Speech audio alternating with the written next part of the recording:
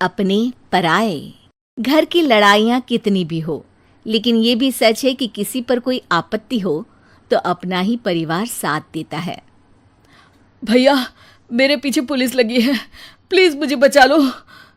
रवि और राज दो भाई, लेकिन दोनों में कभी नहीं पटी। अरे क्या हुआ छोटे, क्या कर दिया तूने?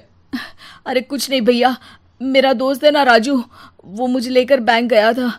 मुझे नहीं पता भैया कि वो वहाँ बैंक लूटने जा रहा है। मैं उसके साथ बैंक में घुसते ही सीसीटीवी कैमरे में दिख गया हूँ। अब पुलिस मुझे ढूंढ रही है भैया, मुझे बचा लो। राज कुछ सोचता है, फिर कहता है, ओके, तुम यहीं रुको, मेरा एक दोस्त पुलिस में है, मैं बात करता हूँ। तभी वहां रवि की बीवी राज की बीवी के साथ आ जाती है। तुम लोगों के घर जब तक पुलिस का आना जाना है, बच्चों को यहीं छोड़ दो, उन पर असर ठीक नहीं पड़ेगा। तभी वहां पुलिस आ जाती है। चलो चलो, कौन है रवि, थाने चलो। मैंने कुछ नहीं किया, मुझे कुछ नहीं पता। अरे वो तो पुलिस स्टेशन चलकर ही पता चलेगा कि कुछ पता है कि नहीं, चलो। कहानी का फ्लैशबैक। भैया, मुझे मेरे मकान में हक चाहिए ही चाहिए। अरे लेकिन छोटे, अभी मेरे बच्चों पर काफ़ी खर्चा है, तेरी भाभी की भी तबीयत ठीक नहीं रहती, बजट बिल्कुल नहीं है कि मैं अलग होकर रहूं। देख लो भैया, 1 महीना है तुम्हारे पास, जल्दी से घर खाली कर दो। अरे कैसी बात कर रहे हैं भैया, मेरे शरीर में अभी इतनी हिम्मत भी नहीं कि घर को खाली करें। तो क्यों अपना पोषण बेचा भाभी? अरे तुम तो जानती हो, पिताजी की बीमारी के कारण उन्हें हमारी ज़रूरत थी, कैसे आते पैसे। ससुर जी तो बूढ़े थे भाभी, उनकी बीमारी में भी पैसे लगाना कौन सा अकल का काम था। तो क्या पिताजी को मैं मरने के लिए छोड़ देता? अरे रवि, तू तो समझ, पापा को हमारी ज़रूरत थी, उन्होंने हमारे लिए हर वो काम किया जिससे हमें खुशी मिले।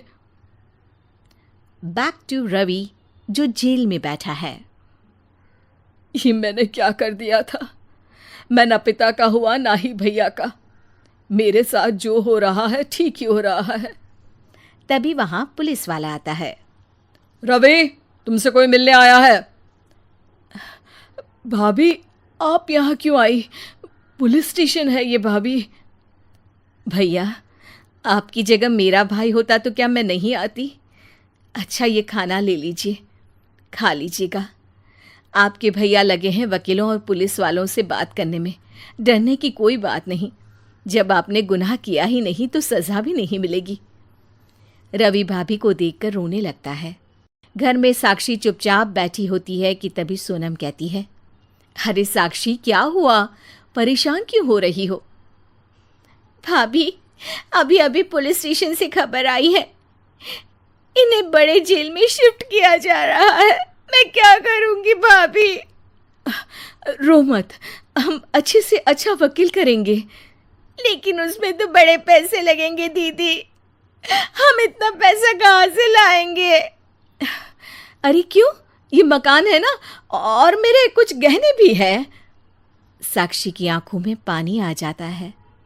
पर दीदी, ये तो आप और भैया की मेहनत की कमाई है। पापा के बाद भी तो हम लोगों का सब खत्म हो गया था। पापा को तो बचा नहीं पाए, लेकिन भैया को ज़रूर बचा लेंगे, और भगवान चाहेंगे ना तो दोनों भाई मिलकर इससे भी बड़ा मकान खड़ा कर लेंगे। साक्षी। थोड़ी देर में राज वहां आता है।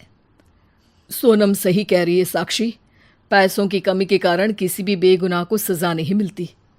राज एक अच्छा सा वकील करता है। सोनम और साक्षी बचाए पैसे और अपने गहनों को बेचकर रवि का केस लड़ते हैं और जल्द ही रवि जेल से बाहर आ जाता है।